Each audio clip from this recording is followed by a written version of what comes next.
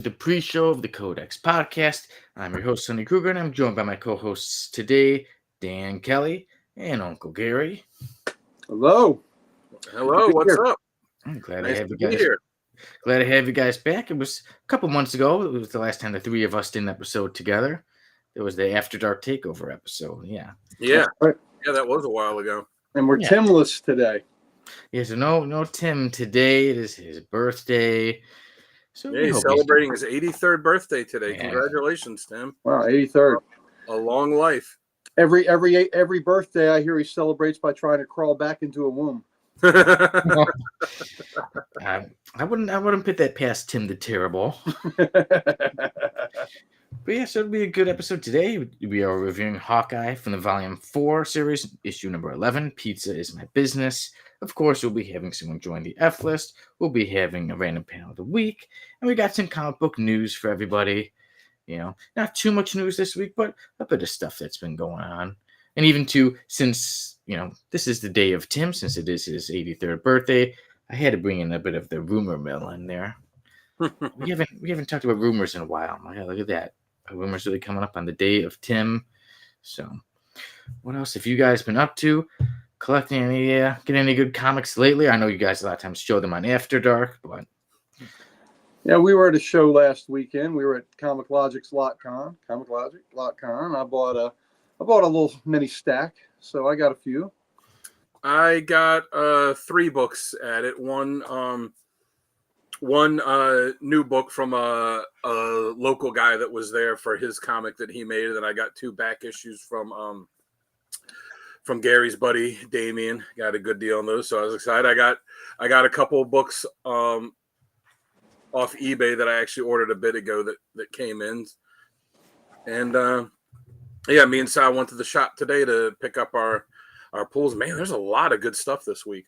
There was. I had to put a few things back that I'll maybe get some tomorrow. But yeah. Yeah, I wasn't able to get my whole subscription. I was able to get about half of it, and I had to put it back for next week. The EC book came out.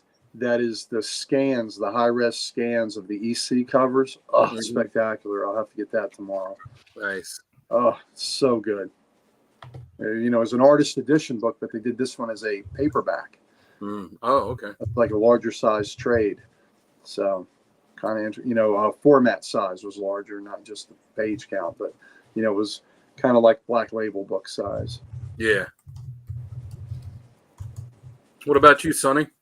No comics lately, so I wasn't feeling too good. I was still healing from COVID, not getting up too much, but then I did heal, but I haven't gotten any comic books lately. Last time I got some was on my birthday a while ago, and lately I've been getting quite a bit of work on the bear, so that's been keeping me very busy.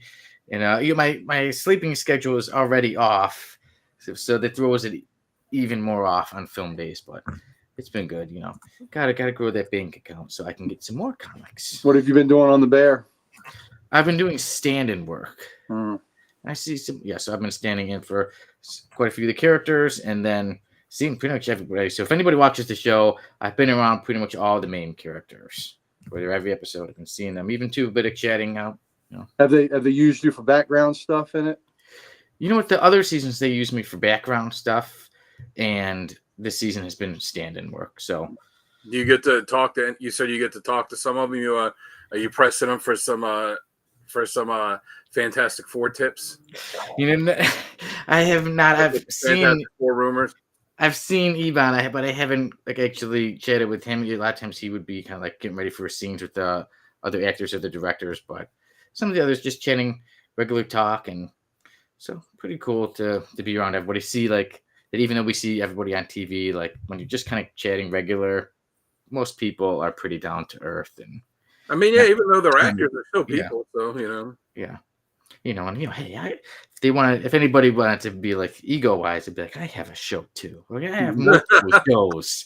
I host the Codex podcast every week. Yeah, you got to hit them up. Be like, hey, I do a podcast about comics. You want to come on and talk about Fantastic Four? Yes, that I wonder. It would depend on who was around if that would get me in trouble or not. Pulling people in. And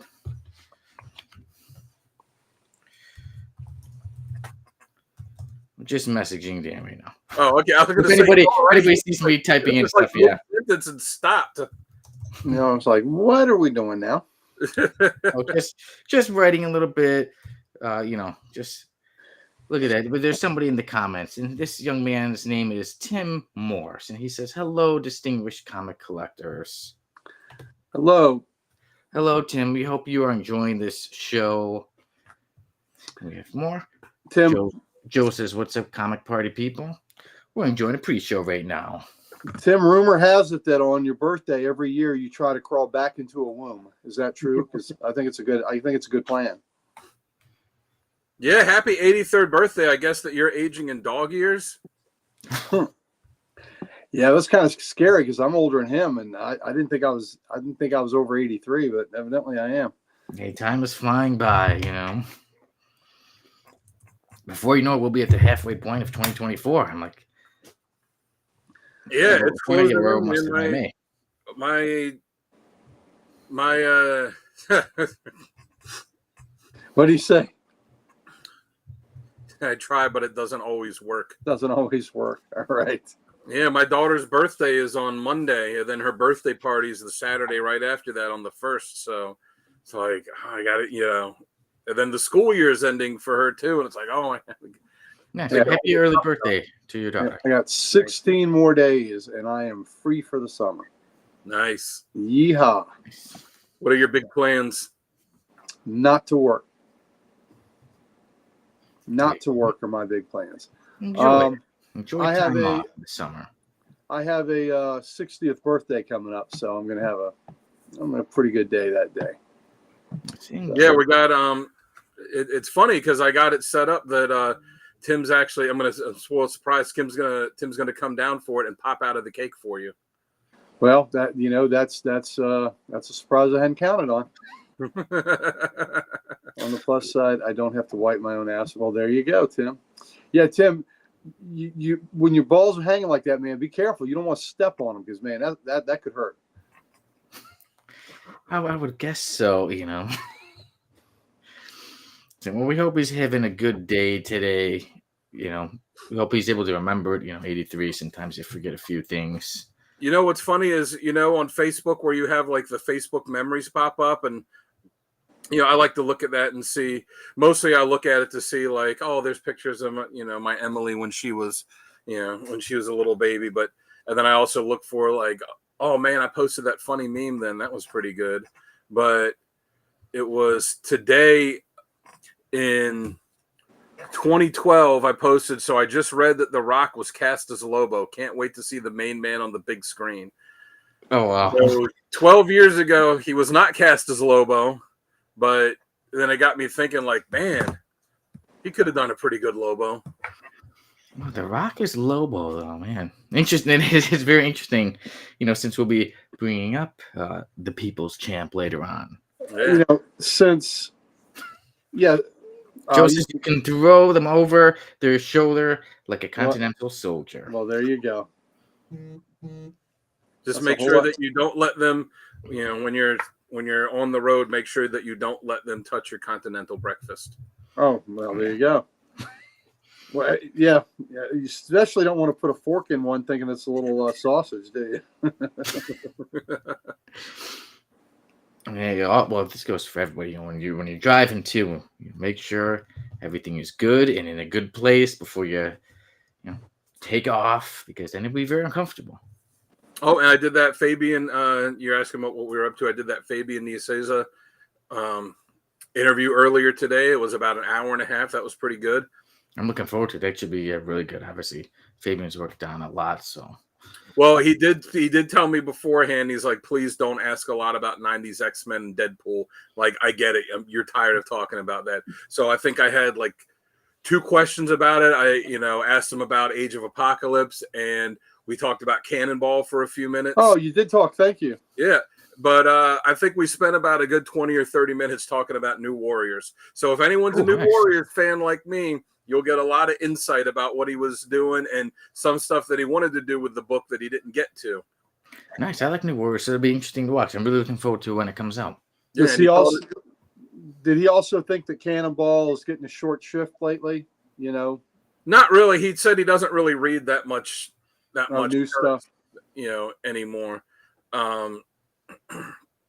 But yeah, he did say that he's got a new book coming out with that he's writing with Kurt Busiek called Free Agents, and he talked about that some at the end, and it sounded pretty good. So I already went and added that first issue to my poll.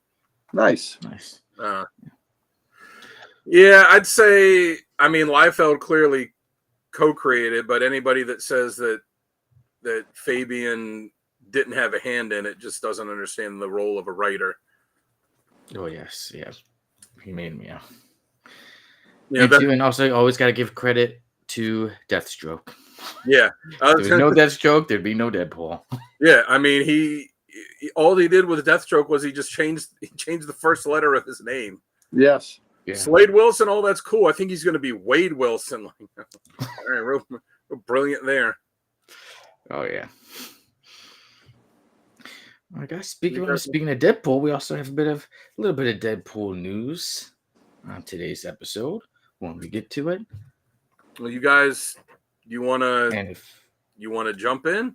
I am ready. If you guys are ready for this episode of the Codex Podcast, all right, let's get this show on the road. Dan, you're the man in charge of all the buttons today, so you can put on whatever countdown you want. Yeah, I'm in charge today, bitches. Uh-oh. Play the one that I like that only gets played now whenever I'm the one that gets to do this. So here we go.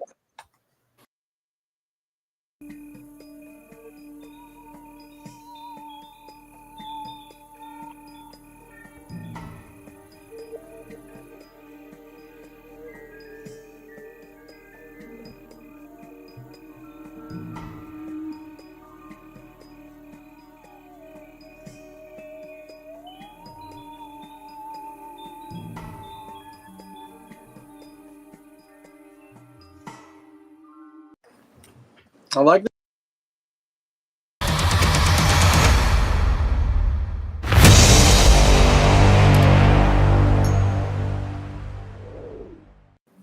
I was a little slow there, but this is for you, Tim. I can't remember how to play Happy Birthday anymore. Whatever, Happy Birthday, you salty old bastard. Well, there you go. Yes. And that came straight from the heart of his bottom. Straight from the heart. Just the few seconds it was on, I was starting to hear a birthday song. But yeah, so hello everyone, welcome to this episode of the Codex Podcast. I'm your host, Sonny Kruger. I'm joined by Dan Kelly and Uncle Gary. And you may notice that Tim the Terrible is not here today. Like we said, it is his birthday. That is why Dan was going to play him a little bit of a song, but you know what? I forgot how I realized I haven't played Happy Birthday on my guitar in so many years. I only remembered like the first 3 notes. Well, Tim wanted to be on today, but he has a strict policy of on his birthday, he spends all day in his birthday suit, and we just couldn't do that to the viewers here because we want to grow this channel, not implode it. So that's why we couldn't have naked Tim here. There is in the comments. Tim said, "A beautiful song. I'll cherish it forever." Yeah. Well, it's funny, like, when you would, I mean, Gary probably doesn't know this, but, you asked a girl out, she said, "Oh, I can't, I'm washing my hair." So it's like, "Tim, are you ready for the podcast tonight?" He's like, "Oh, I can't, I'm washing my hair." See, the girls would say, "Would you like to come to my place and help me wash my hair?" So I was just getting different responses. We don't even have to go anywhere else. You could come home. You could come to my house and bathe me. So, Nice. Back in my days, I didn't always have a car, so sometimes it'd be like, "You come to my place and pick me up." Oh, but just come in. I'm running a little bit late. I have my little sly ways. I have my ways, but as time goes on, things change. I'm a one-woman man now. So get out of my DMs. Does she know that? Yes. She Okay. knows. Well, that's good that you're both on the same page. Yeah. But so like we said, Tim, it is his birthday, as we saw in the comic character of the day. Archduke Kevin, have a happy 83rd birthday to Tim. And yeah, so some people were saying, "Hey, happy 83rd." And I said, somebody with the initials SK even said, "Happy 83rd. Hope you get to have all the fun in the nursing home, Tim." He deserves it, he deserves a good time. Tim, we're just gonna put you out in the front yard and hose you down, buddy. You know? Tim is just sitting there in his living room right now waiting. He's got the bath towel wrapped around his waist. He's got the little bath cap on, and he's got his rubber ducky in one hand and his Spider-Man rubber ducky in one hand, and his little loofah, in the other hand, and he's just sitting there waiting for someone to come knock on his door. Listen, I think we need to knock off this 83rd birthday stuff. He's not 83. I mean, he's not a day over decrepit, you know. So. Yeah. So Tim, you know what? Hey, you know, it is your birthday. You have been on this show for years, and we're glad to have you. So I do want to say to have a wait. Okay, you know, we're running a bit behind on time. So okay, everybody, we're gonna move on. We've got a lot going on today. You know, wow. The episode is called Dogs, Phones, and Sticky Stuff because it goes with everything today. You know, today we will be reviewing Hawkeye number 11, Pizza is My Business. We'll be having Random Panel of the Week. That's with that sticky stuff. And we'll be having somebody join the F list. I'll give you a little hint. Showing my phone. But first, we'll start us off. We got a bit of comic book news, and I will start us off with the rundown. All right, I got to remember which one the rundown. Here we go.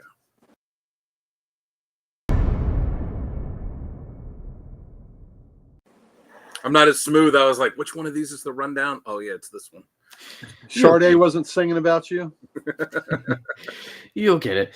But yeah, so we start off with some sad news, and that is the passing of Don Perlin, who was a terrific artist who was one of the co-creators of Moon Knight and of Bloodshot. He also worked on Werewolf by Night, which is where he co-created Moon Knight. He also drew for the Defenders, Ghost Rider.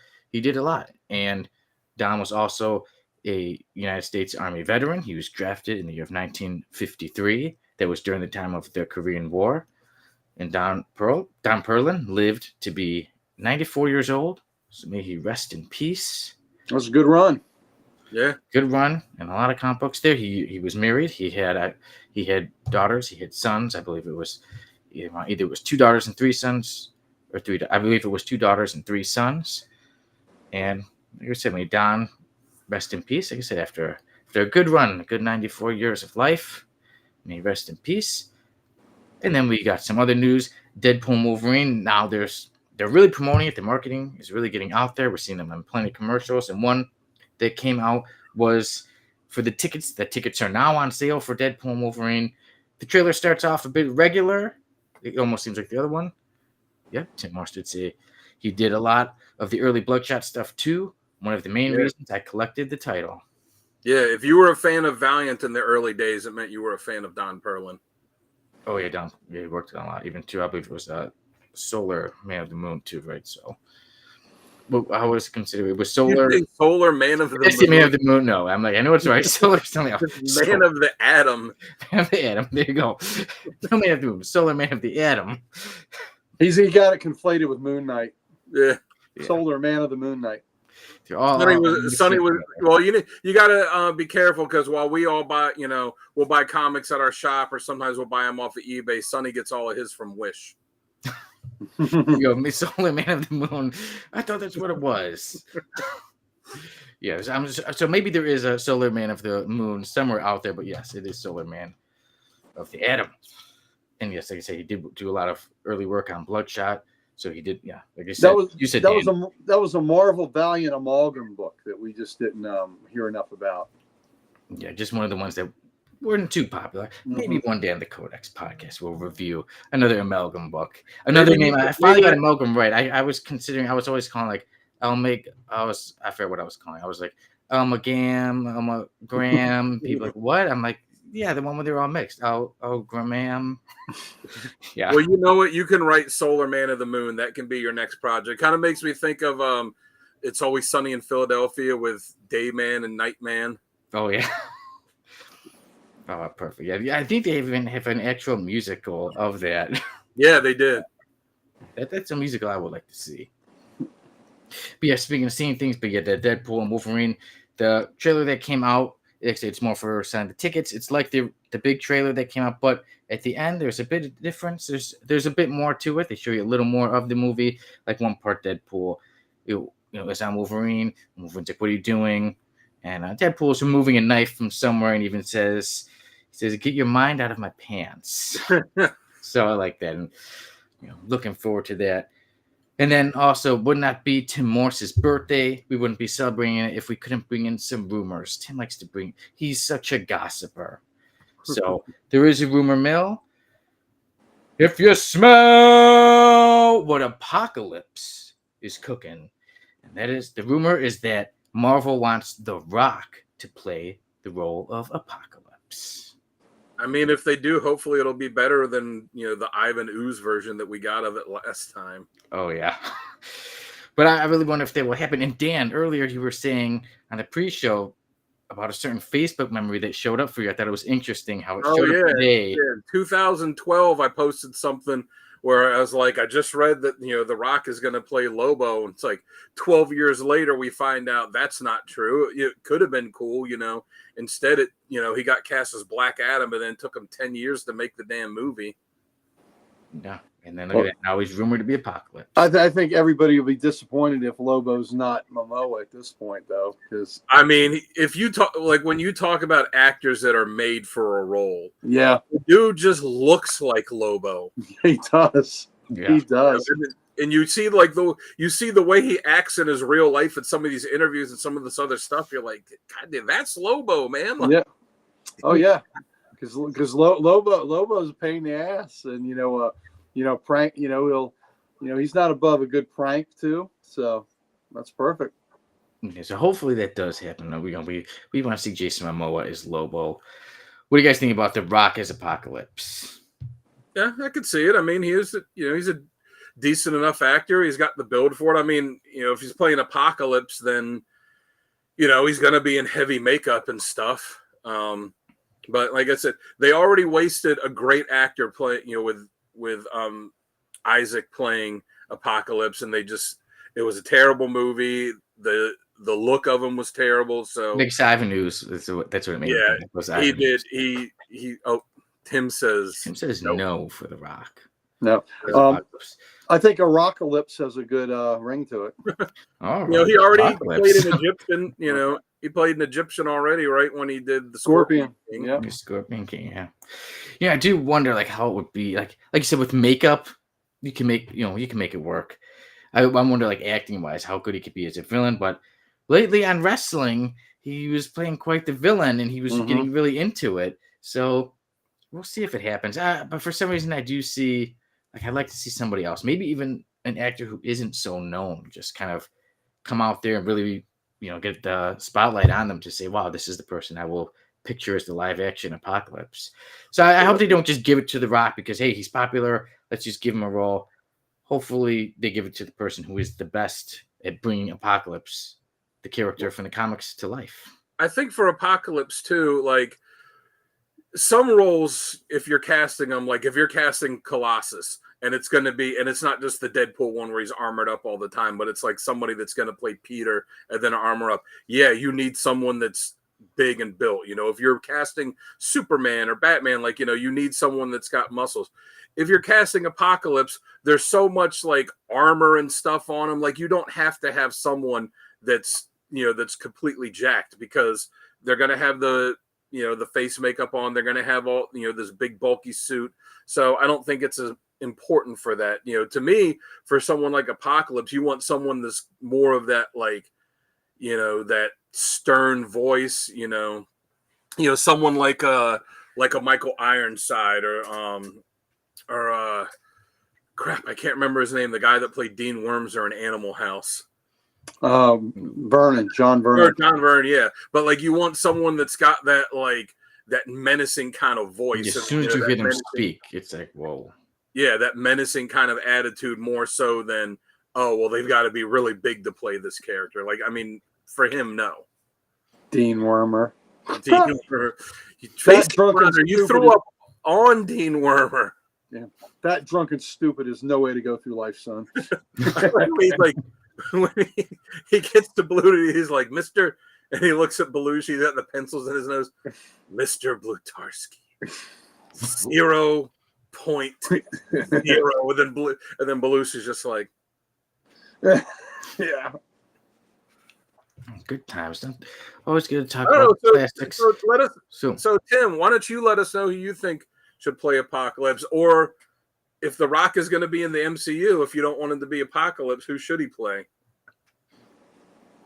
Tim is silent. He's upset. Right? He wants this. He's waiting for us to show up at his house to get him ready for his birthday. Tim's still trying to blow out all those candles, and he's gotten winded.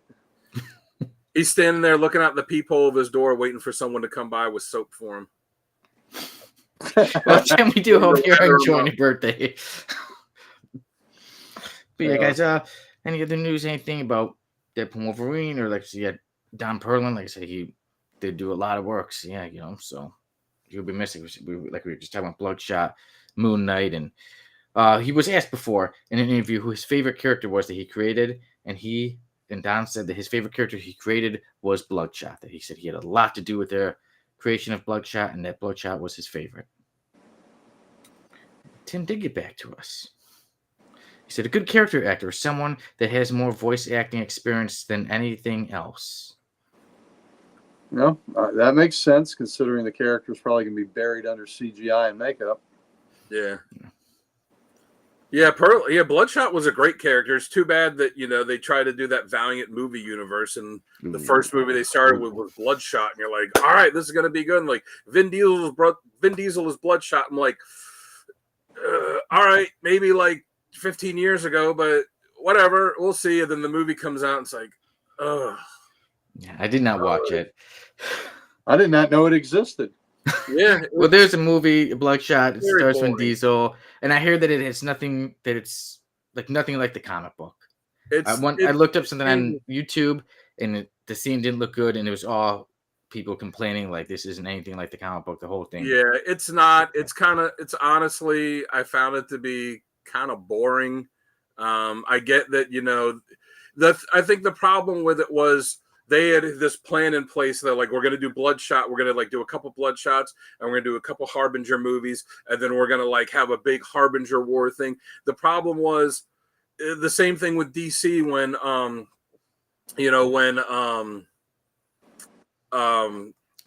when Snyder was in it. It's like, we got to copy the MCU. They're putting the cart before the horse. It's like they're having all these plans for, this big universe they're going to build. People forget when Marvel did it, they made Iron Man. It's like, we're just making Iron Man to make Iron Man, and hopefully it's successful and we can do more stuff. And like the post-credit scene was something that they filmed, kind of after the fact. And, they weren't looking forward to like having this whole thing planned out at the time. That came later. And I think that was a problem with it. Like, just make your movie and make it good, and then worry about what comes next afterwards. Yeah. I'm not too interested in the Harbinger movie. I hear that they're making focusing on one of the characters. Yeah, that was. I don't know. I think that all that stuff fell apart. But you said Deadpool Wolverine. At this point, like, I mean, that's one of those ones. Like the second that they announced it, I was like, I'm going to see it. I don't need to see anything for it. If you want to show me stuff cool, like you just put a poster up that just says Deadpool Wolverine with the date, and I'm there. So At this point, like, I don't really want to see anything. I don't want to see any more scenes from the movie. Like, I want it to all be a surprise, when I go down to when I go sit down with my popcorn to watch it. Yeah, now I do feel they're starting to show a lot. Like, okay, we've seen a lot. We're excited. Don't give too much away. Tim says all of Phase 1 was done by the seat of their pants.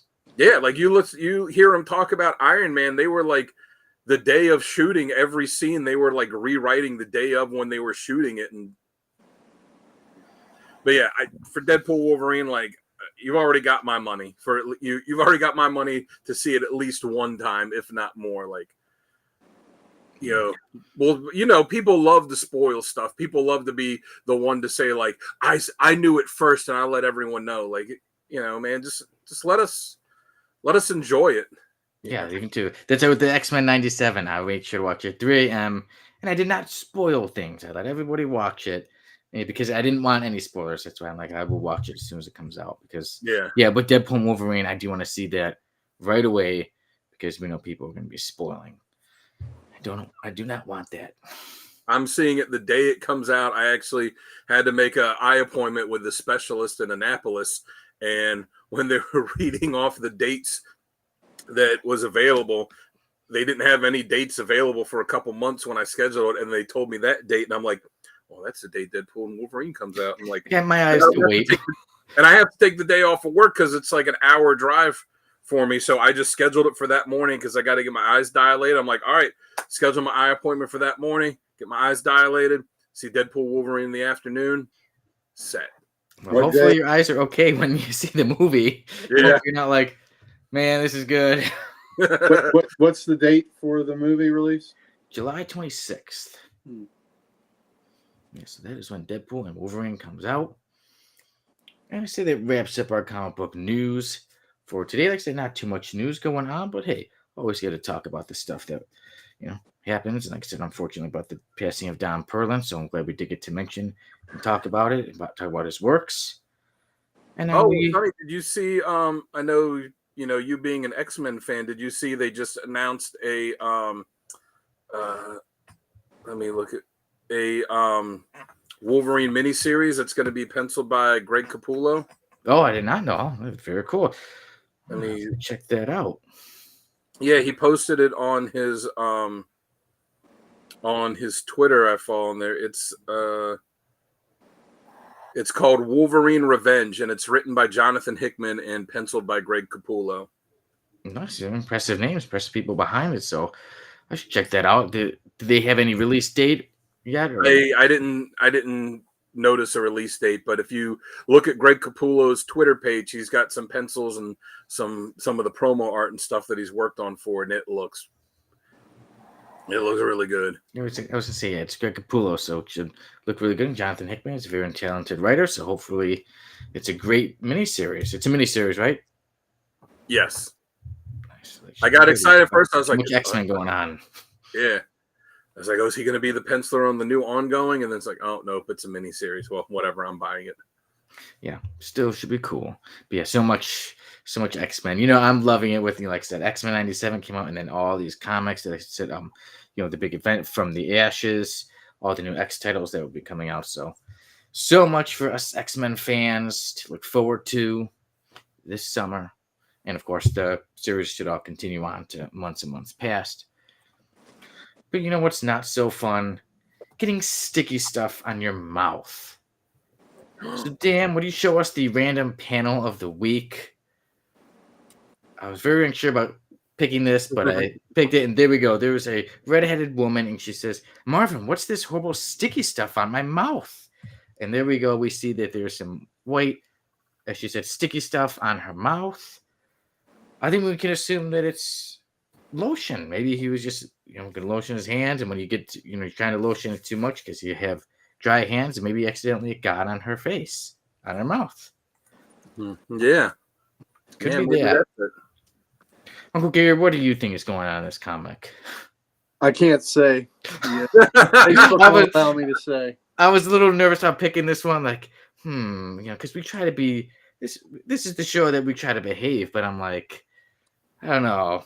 But then I still decided to put it out there. Yeah. So okay, if anything happens, I have myself to blame, nobody else. Not that it has anything to do with this, but maybe it does. There's a great Three Stooges quote where Curly says, if at first you don't succeed, just keep on sucking until you do succeed. But, well, hey, who knows? This looks like it's a very older like it's an older comic book. Maybe a lot of the villains, they have all these different kinds of guns, and maybe there was a Flash villain who said, I got this. Looks like Paste Pot Pete. I was about to say maybe she went on a date with Paste Pot Pete, and it ended better for him than it did for her. Well, happy ending for him. Yeah. And not so happy, a horrible sticky stuff in her mouth. But hey, maybe there was a villain who had a gun and he shot some stuff that was maybe going to, let's say, slow the Flash down. Like they shoot it at him and it gets him stuck. And then the villain was testing his gun out and accidentally shot a piece of that horrible sticky stuff on this young lady's mouth. She might have, gone deep into a Krispy Kreme donut. You got all that glaze on her. Yeah, and too, knew this is an older one, so maybe it was that. Yeah, maybe it was that donut. What's up, Eternal Knight says, yes, lotion. That's exactly what it is. See, there we go. We got confirmation right there that this young lady has lotion right around her lips. Or maybe, too, this is an older comic. Maybe she wasn't used to yogurt.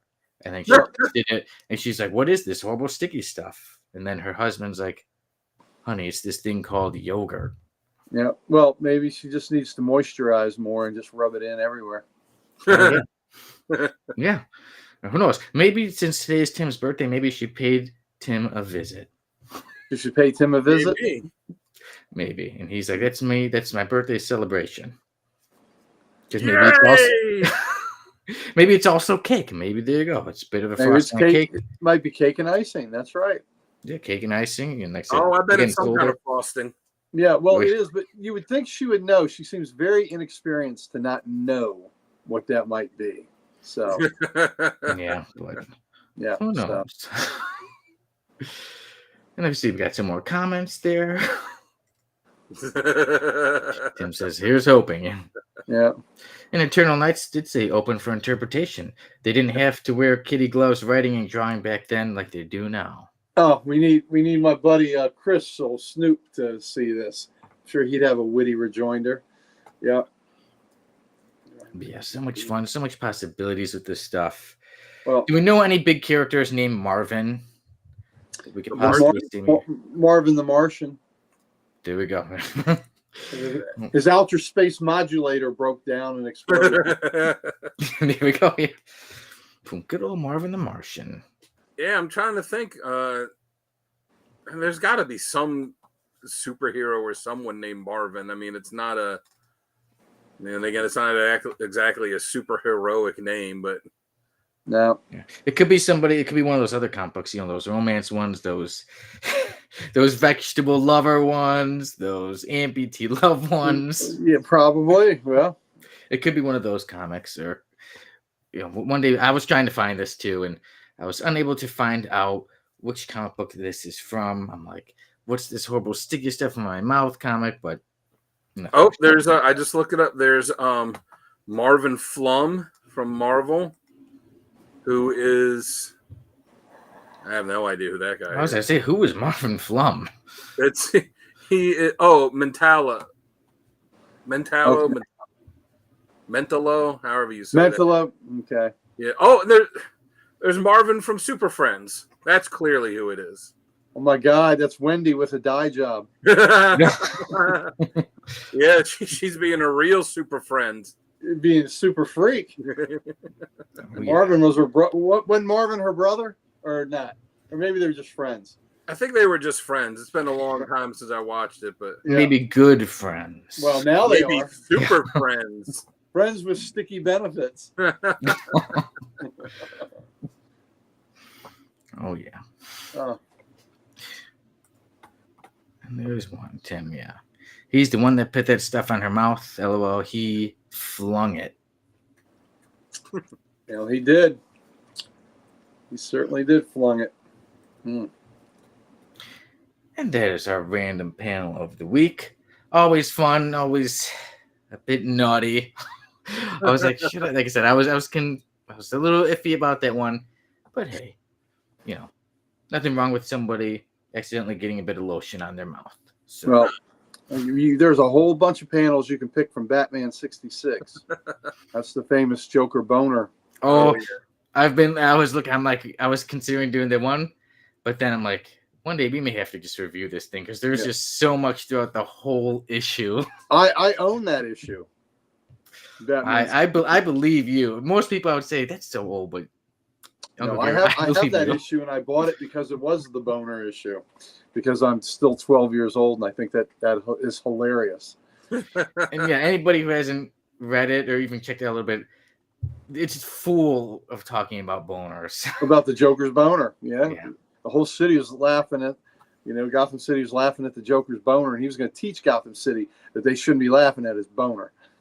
Yeah. So then what I'm considering doing, if we should do the random panel of the week one day, or if we should just review that whole issue. And the cover of it's pretty funny too, because it's the Joker on where his head is on top of a totem pole that's being toppled. Man, the classic. Yeah, like I said, and anybody, if there is any random panel of the weeks, you or any random panels you'd like to see us discuss, let us know anywhere. We're on all the socials. And two, if there's any comic books, like I said, how we were talking about maybe one day reviewing Batman 66. If there's a comic you would love to see us review, just let us know. How about Batman 69? I'd like to see how that goes. I don't know if it'll be as wild as 66, but hey. There may be some sticky stuff on Vicky Bale's mouth. I was gonna. I mean, if Yvonne Craig's in it, yeah. Well, then we get into the whole Batman animated thing that was wrong in so many levels. Batman is not supposed to be doing Batgirl. Oh yeah, yeah. That's Robin's job. I mean, Robin's job. Robin. Okay. All right, but you know what? Speaking of things that are wrong. You know what might be wrong is if I put my phone on my head or if I thought it'd be a good helmet/mask for me. So that brings us to the F list. Hmm.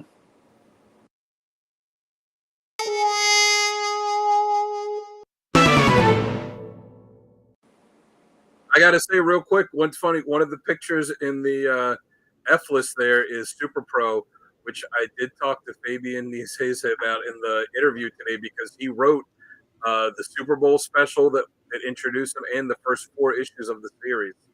Nice. I'm really looking forward to that. Does he own it? Does he own that he did?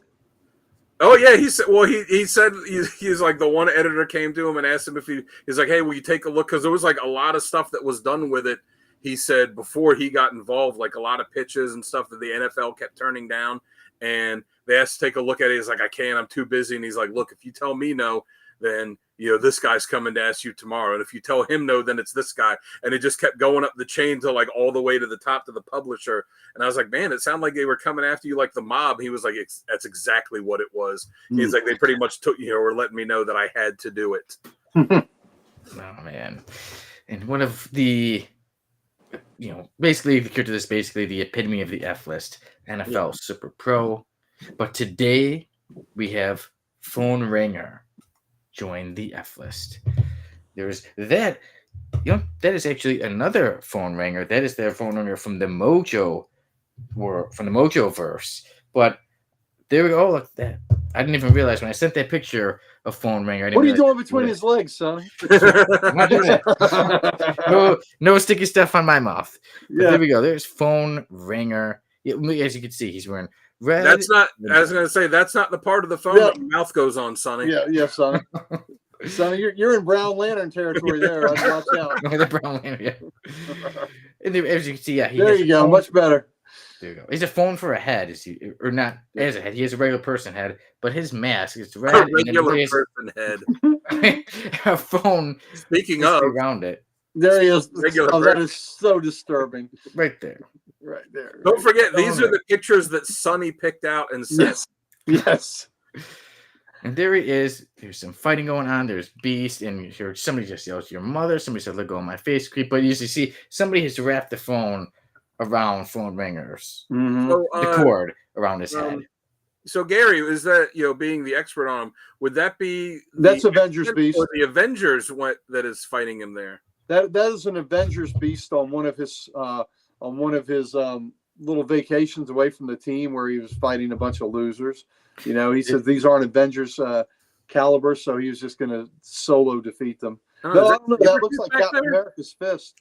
I see Whirlwind there. Is that Sabretooth back there? Yeah, Sabretooth. Yep. And as you can see, will you show that one again? I was going to say, who's that there? I can't remember. Unicorn. Unicorn, yeah. Unicorn. I was like, I remember that. I was like, is that Unicorn? That was such a lame character. And that's Namorita with her back to you. Yeah. There it is. There's a bunch of characters. The Blue Shield there. And if you look over, somebody is shooting Phone Ringer in his head. Yeah. Oh, wow. Yeah. Batroc is on there. Right, there's the Thing. Yeah, there's quite a few characters. Pile Driver is in there. Oh, yeah. I see the Beetle. I see up in the right, Atuma. The Thing fighting Thundra, the Wrecker. Is that Namorita fighting the Wrecker? Yeah, Namorita's there. Yep. I see it. Batroc's getting hit by Namorita. Yeah, up in the top right corner, that kind of looks like Siren, but yeah, it kind of does. But was she? I don't know. Was she introduced at this time? Maybe. Yeah, I think so. So, yeah, that looks like Teresa. Yeah, someone blasting Porcupine. Yep. Look at the look on Batrock's face. Yep. That's a Looney Tunes expression if I ever seen one. Oh yeah.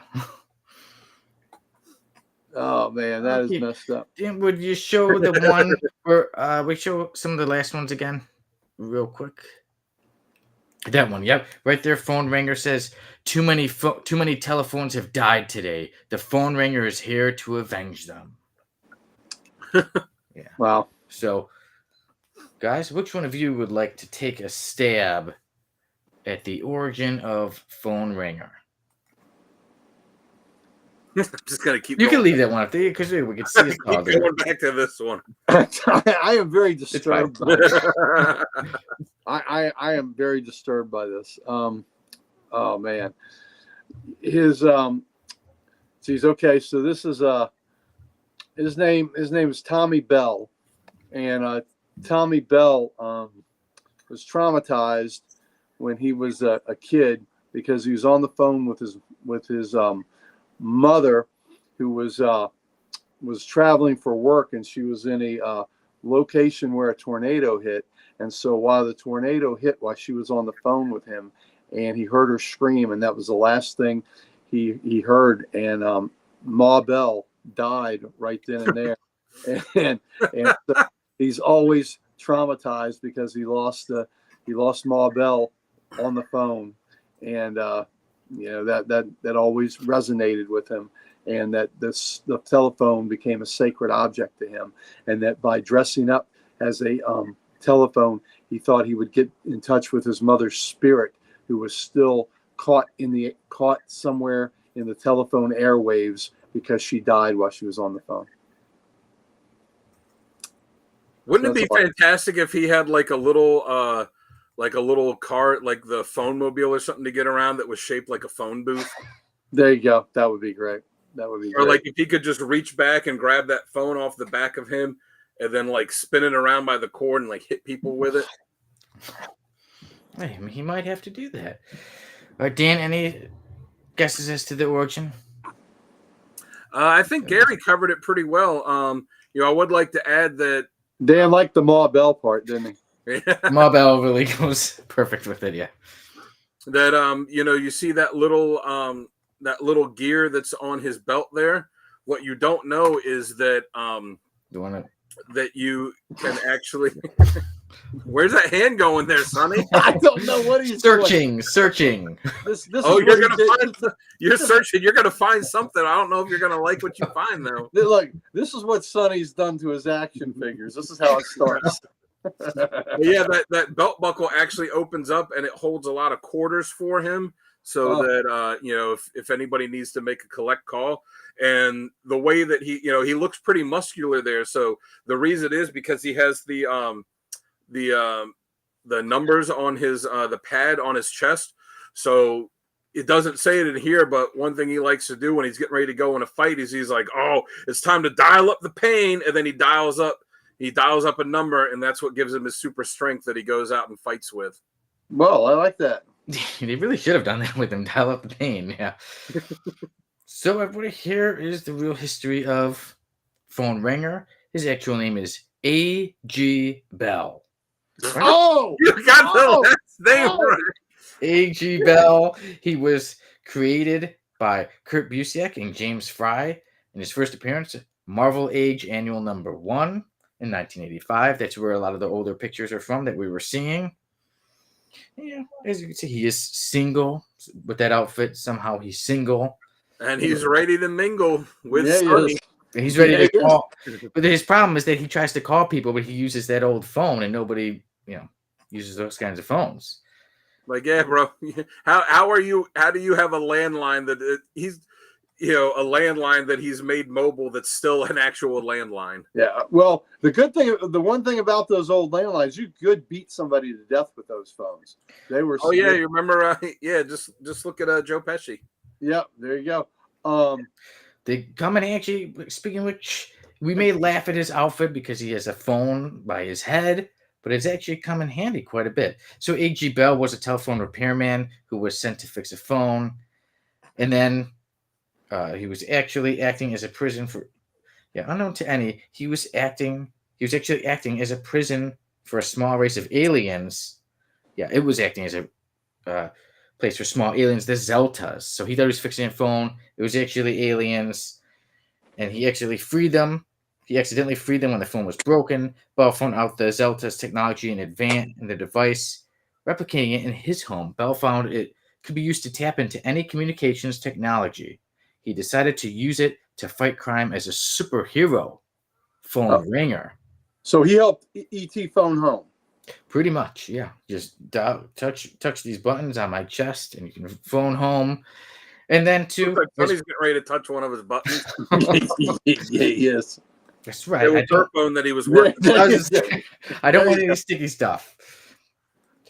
But phone ringer was like a part of Marvel Age Annual #1, and for some reason in that issue, everybody was going to call, and most of them were breaking their phones so much, which is why he even said, too many phones have died today.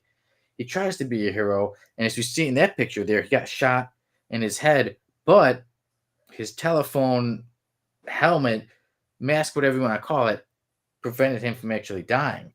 Also, while trying to be, God for that. Yeah, also while trying to be a superhero, he met up with the Scourge of the Underworld.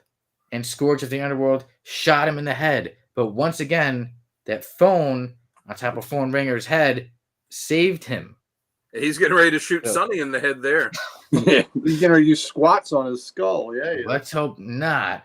But yeah, so later on, he followed the enactment since he was a part of the Civil War. Perfectly picture of me in between his legs. Oh my God. So following the enactment of the Superhuman Registration Act, and I just got to say real quick, that was at about the 51-minute and 55-second mark. Tim, if you want to go back and just do a capture of Sonny saying "in between his legs" and capture that, we'll be able to use that for. I'm sure we'll be able to use it for something in the future. Yeah, it's good. It's a good thing that image doesn't just turn around. Do a 180. Oh no way! That's after dark stuff. Phone Ringer was arrested by Iron Man, Spider-Man, and the NYPD alongside Electron, Light Bright, and Wild Streak. After the Captain America surrendered, I thought he was a accepted, hero. Why is he getting arrested? During the Civil War Act, or during the Civil War, picturing the superheroes were some of them getting arrested. Bell accepted, and he offered superhero amnesty for former members of the rebellion, and that's pretty much what went on with him. And his abilities, this may surprise people, but Bell is skilled at repairing and innovating upon analog and digital telephone technology. Wow. And trivia is that ready? A.G. Bell is named after Alexander Graham Bell, the inventor of the telephone. Well, I had his last name right. Yeah. You did have it right. Yeah, so you got that right. And there's no mention of his mother, so we can just call he did have a this Bell. dude's mother Ma Pent. So basically, he's a guy that's good at fixing phones and decided he was going to put on a really stupid costume and go out and fight crime. And the only reason he wasn't killed multiple times is because he has this stupid giant phone as a backpack. Like they couldn't make it power. Like, what if his power was like, hey, he could like travel through phone lines? Like, hey, okay, the Atom does that. That's cool. But like, I'm going to dial up the pain. Like, I've never even seen him take off the phone to actually hit anybody or use it. Only in one of the pictures we saw somebody wrap the cord around his head. But like I said, hey, it did save his life a couple of times. So I guess that's one way to avoid getting killed by bullets is by having a telephone helmet. Well, the telephone there, I guess, is like a tea towel in someone's house. It's just there for decoration. You don't actually use it for to dry your hands. But everybody, Phone Ringer. You guys think he can make it out of the F list? Zero chance of that. No, disconnect that bitch. He's done. That number is he's staying. Is unlisted. There's not enough friends that he could phone to get him off the F list. That's right. Yeah. I agree with that. This dude is staying on the F list. Yeah, it's he No, he needs to go. His number and him need to be unlisted forever. Nobody calls him. You call him, there'd be no busy signal because nobody's calling him. You know what? You were talking about amalgams earlier. If they do another amalgam, they could do an amalgam of this and the DC book, Dial H for Hero, and they could call it Dial L for Loser. There you go. I like that. And that was, God, that was Robbie somebody. What was his name? Anyway, yeah, for Dial H. Okay, well, Yeah. Phone Wrecker, like I said, he fights for the rights of every telephone. He will avenge phones. With these kids nowadays, always dropping their phones. Phone Wrecker would be very upset. So, but yeah, I don't really think there's a way for him to get out of the F list. I say A.G. Bell, Phone Wrecker stays in the F list. Without a doubt. Yeah, I'm going to agree with you on that one. All right. And next we have a review. But before we get to a review, Dan's got something to tell everybody about. So our sponsor this week is Tim's personal comic book store, Nirvana Comics in Knoxville. I know he goes there every week. He always talks about how much he loves it. They were voted the Image had the contest this year that was the first annual Comic Shop Awards, and they were voted best shop. So that's that's pretty impressive. You see their address there. They're also online where you can order from them there. They have been nice enough to give us some pretty cool exclusive covers that they have that we've done as giveaways. And you can also order them from their website as well. So what is it they say? They have a comic for everyone. They have a comic for everyone, yeah. Including you. And Tim went there today in his birthday suit. So not only was it New Comic Book Day, it was Nude Comic Book Day. So there you go. Wearing nothing but a party hat. Nothing but a party hat. Smile. Kind of typical for Tim, though, honestly. Yeah. I hear he does that I hear he's been doing that for like 60 years for his birthday now. Yeah, well, on his birthday, he normally just wears his hair down. But on his birthday, when it's a special day, he puts it in pigtails like Pippi Longstocking. Wow. Yeah. That's quite a sight there. All right, but you know what else is quite a sight, Gary? Tell me. There you go. That's quite a sight. I mean, I am so disturbed by that. Well, again, we're gonna have to remember that image. And the fact that Sonny is just nonplussed and was really enjoying himself.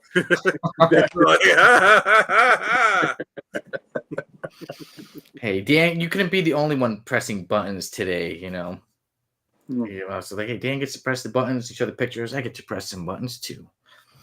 So therefore, that's why I said put me at the bottom, so Phone Ringer gets to be above me. I was say, you seen that Kevin Smith movie, Zack and Miri Make a Porno, when they're shooting it in the I can't say this. It's hard to say this without getting too graphic. When they're shooting it and Jason Mewes comes out and he's like covered in brown stuff and he's like, she frosted me like a cake. Jesus Christ. Don't leave Phone Ringer there too long, and that might happen to me. Oh man. And Sonny, you're off the hook with that, man. It's good. Nicely put. But all right, everybody. We put the phones behind us. We put the sticky stuff behind us. And now we get on to our review. Today we will be reviewing Hawkeye from the volume number 4, issue number 11. Pizza is my business. And usually it would be Tim giving the credits, but today Dan Kelly will be giving the credits. All right, so when you look at the beginning of the issue, it's a couple pages in that they give you the credits, and there's not really a whole lot there. It just says by Matt Fraction and David Aja. I'm not really sure. I think it's Aja. Yes. Aja, yeah. So Matt Fraction was the writer. David Aja was the artist on here, with Matt Hollingsworth, who I presume was either the colorist or the letterer.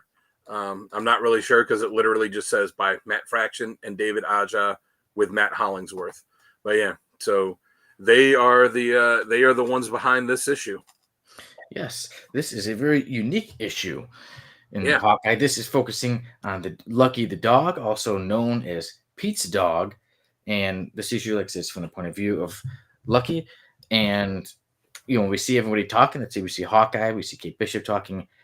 Anybody when people go to speak in this, their dialogue is really mixed. Like you don't a lot of it's kind of scribble, and then you'll see a word here and a word there. I guess the way that a dog sees it. So basically, Lucky the dog goes out, leaves the apartment, and then another dog kind of gets Lucky to follow. Lucky does, and then this other dog shows Lucky that a person has been killed. Somebody was shot. So this, Lucky, as Lucky walks around, certain images will pop up. Like, I guess it's from the smell. Like, okay, a person will show up, and it will be like fries and a drink and maybe a cigarette or something like that. Lucky also happens to see some shady characters, and they beat up a man. And Lucky immediately knows, he gets the sense that these are two mean people. So Lucky leaves. Lucky comes back, and eventually later on comes across these people again and sees that these people are working for the clown. Well, actually, this is before, when Hawkeye and Kate Bishop were getting ready to go, and Hawkeye says, you're the man of the house, watch over everything. But Lucky the dog decided to go out again, see that same old dog, and then that's when they come across that the villain clown is in charge of these guys, and they're, Lucky gets the feeling that these guys are bad, and they even pull out a gun, and that's when there's a fight between them, and Lucky tackles one of them, and then it goes to another scene, and we see there's an elderly woman who has a chain, and on that chain, most people may have a little symbol, maybe they'll have a heart at the edge, maybe a cross, but this woman has a machine gun at the edge of her chain, or her chain necklace, whatever you want to call it, and because Clown is speaking pretty much in Spanish, because again, like we've seen it to Lucky's version, you don't see a lot of the dialogue, but then you'll see a word here and a word there. But we could tell these are villains. Even in other issues, Clown has been revealed as a villain. And Lucky the dog, once the door opens, escapes and gets home to Hawkeye. And then I can tell us, like I said, there wasn't much. We see that there was an argument between Hawkeye and Kate Bishop. Like I said, we can't see too much. But Kate leaves, and she takes Lucky with her. And then they go on the road. So that's pretty much the whole story of Pizza Is My Business. One thing is, this is unique. That's one thing I liked. And I've seen this on many lists of like some of the greatest one-shots. So that's why I was interested in, hey, let's review this one. For me, I think it's an interesting take, that we're seeing things from the dog's point of view. But I don't think it was that, like, oh my gosh, this was such an important issue. It didn't really move the Hawkeye story forward too much, except for pretty much the, I guess you could say, argument between Hawkeye and Kate Bishop and leaving. But to me, it almost felt more like a filler issue in the story of Hawkeye. And I give it points for uniqueness, for taking a chance. I always like to see that. Even sometimes I think stories like this really work out, where like I said, I've seen this is really popular, and sometimes people really don't like it. But I give points to people who take chances on their stories and go for something different. So for me, that was my favorite part, is going with something different.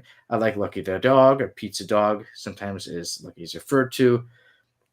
But for me, overall, I didn't find the story to be worth all the hype I was seeing about it. Like I said, seeing it to all these lists of greatest one-shots ever, I thought it was a pretty okay kind of story to me. Like I said, not too much stood out to me. I just thought it interesting seeing from Lucky's point of view. Artwork is fine. I guess it's how this story of Hawkeye, all the issues of Hawkeye were going, but I'm not like too into it. It's not too detailed.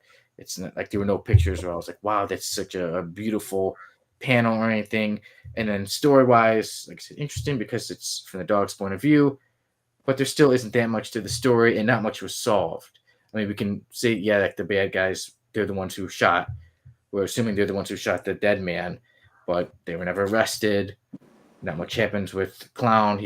Lucky just kind of escapes and goes back home.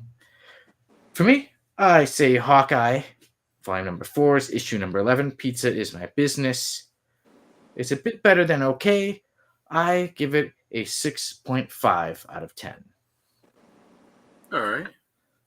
Okay, and Dan, how about you? All right. What are your thoughts on Hawkeye 11? Yeah, like you said, it's a unique issue. I'd be really interested to see what the script was that they wrote for the issue, because there's not a lot of dialogue in it, so and like you said, most of the dialogue, it's, just kind of blah blah blah, and then there'll be a couple snippets of words, which presumably are the words that the dog would hear the most, which would be the words that he would remember, like Lucky and Pizza and Hawkeye. And so I'd be interested to see Matt Fraction's script for it. It's funny if you look at the cover too, back then when the way Marvel did it with that like Revolution kind of Marvel Revolution banner at the bottom of all the books, where it would have the names of them on there, of the creators like Fraction, Aja, and all that. If you look at it on the cover of that, it just says rough. I did like that. Yeah, I had to catch that. Yeah. So the artwork is nice. It's I like Aja's art. It's minimalistic, but it's minimalistic in a good way. And if you watch the Hawkeye series on that they did on Disney Plus a few years ago, that series takes heavily from this run, and especially the art. Like the credits for it are just straight from his artwork. But it's a quick read, if you want to say that, because there's not really a lot of reading in it. It's it's really just looking at the art and following it, and it's got a lot of written out, like almost like diagrams of stuff. And it's cool seeing it from the dog's point of view, and the way that they associate stuff. So excuse me, the like it's the smell, that they I smell this, and they associates it with this. I smell this and associate with that. Like, I recognize that person. This person bad. This person good. Like you said, it's not. It doesn't do a lot to, because you don't hear the dialogue.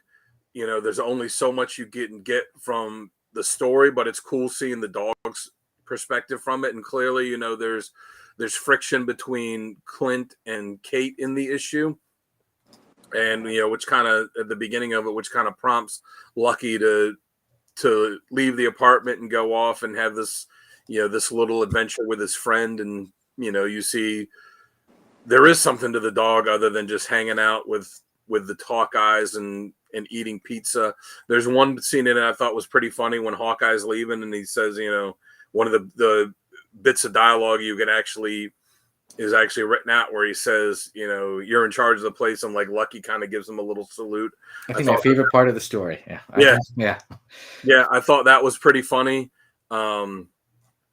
But yeah, like you said, it's an interesting story. It's not a must read, but it's it's something that when you're done, you're not gonna regret taking the time to read it.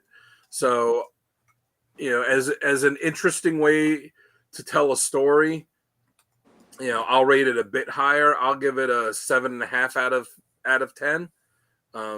Like you said, I appreciate when creators can take chances with something and do something new. And in this case, I think that it actually worked. Okay, so 7.5 for Dan.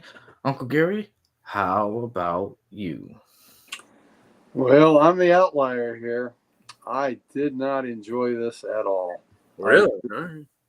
I don't have any issues with this book, and the reason why this run, and it's because I can't stand the art.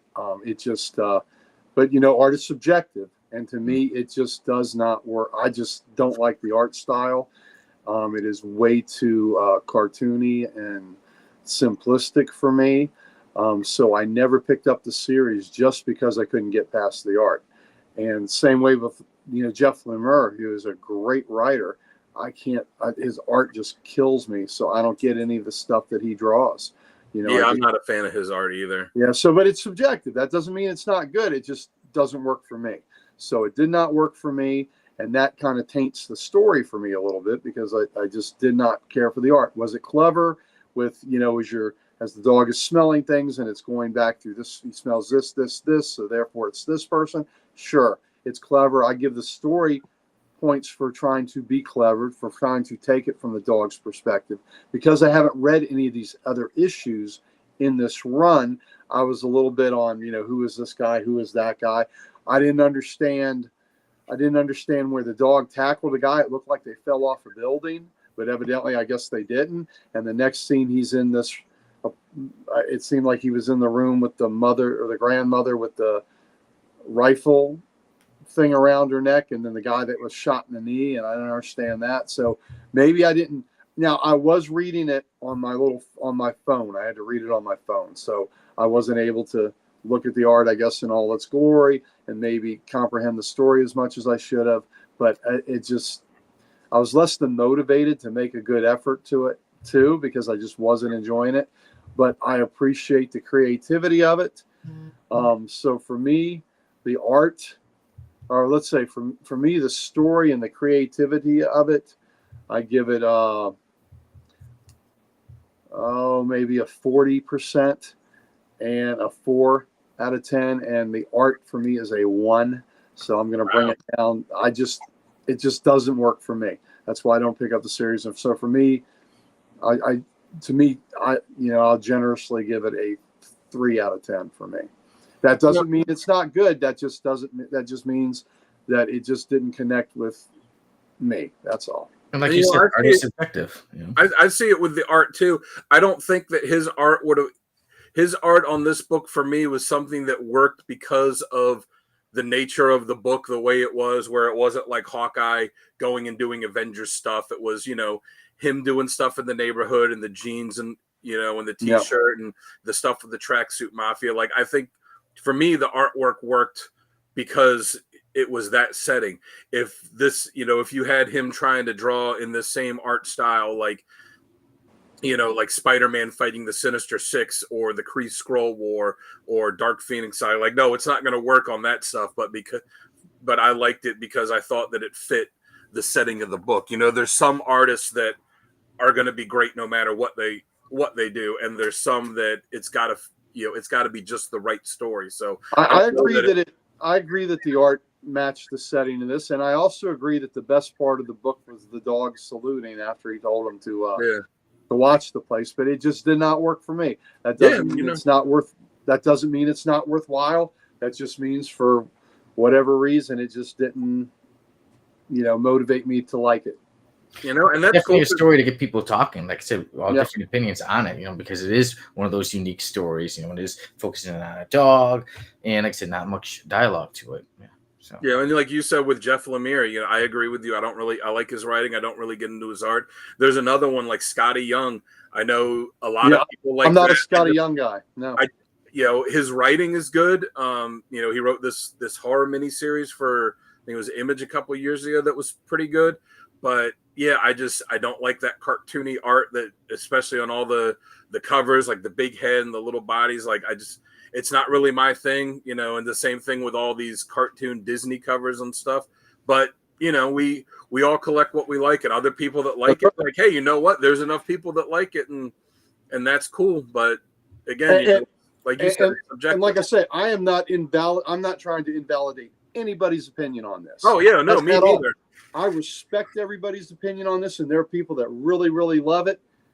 I just didn't. And I will say this too, that the story to me suffered because of the art and gave me a big disconnect and made me less interested in the story. So the story, I'm sure, is better than I'm giving it credit for. It's just the art is putting me in a place where I am reluctant to even want to devote energy into enjoying the story. Does that make sense? Yeah. Yeah. Take you out. It's leaving me detached and disassociated with it, where I don't want to, be interested in it because it's just so off-putting to me. But like I said, it's subjective. I mean, what he draws, it doesn't appeal to me. I sure couldn't draw anything near that well. I'm no kind of artist, but it just doesn't appeal to what I would want to, read. And one thing I will say for everyone is that since it is such a quick story, I think it would be interesting to have people check it out because if you're able to, like I said, you can see we all have different opinions on it. But one thing I think we can all agree on is it's not going to take you long to get through it. So it's not like you're going to spend a half an hour and be like, oh man, I spent all this time and I don't like the story. You'll get through it fast, even if and I don't mind being the outlier and the dummy that didn't like it. That's okay. It's just it's not the listen. We all have our stories, that we don't care for. On the other end of the spectrum, I don't hate the Green Lantern movie, you know. And I was going Jamie to doesn't say, either. He loves it. You look at some of David Aja's other stuff, and you can tell that it's the same style, the same kind of style as this, but I've seen some of his other stuff that is a bit more detailed.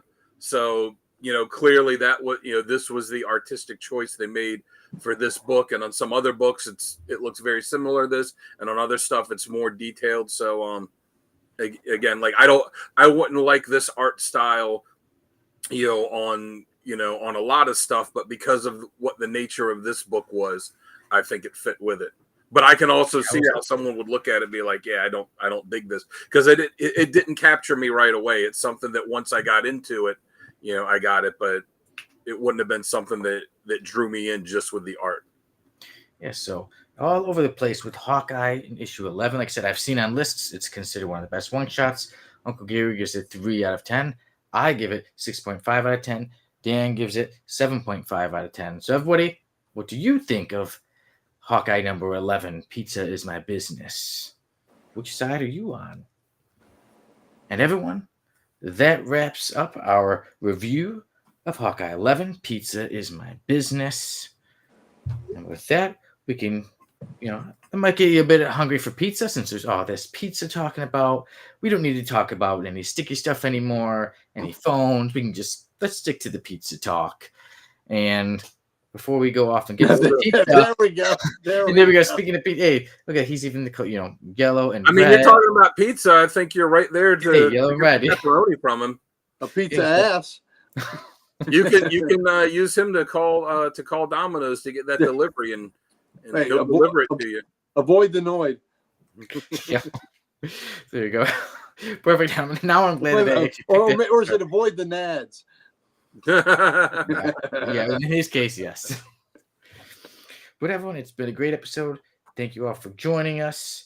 I'm your host, Sonny Kruger, and I was joined today by Dan Kelly and Uncle Gary. And before we let you get going, Dan can share with us once again all the socials. Uncle Gary, you love to tell us. The social, yeah. See, because of things that Sonny's doing like right now, that's why we at the Codex Station have all the socials. And we'd like nothing better than to give them to you. And you, and you, and you, and you. Oh, that's putting that up there. Change that one. Change that one. Change that one. But take the stuff away.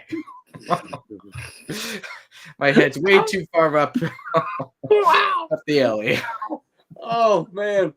Oh, that was disturbing. That could be a present for Tim Morris, since today is his birthday. So everyone, we take care. Thank you all for joining us. And Tim Morris, from us, from me, Sonny, and the Codex Podcast, from everybody from the Codex Podcast, from the Codex Station,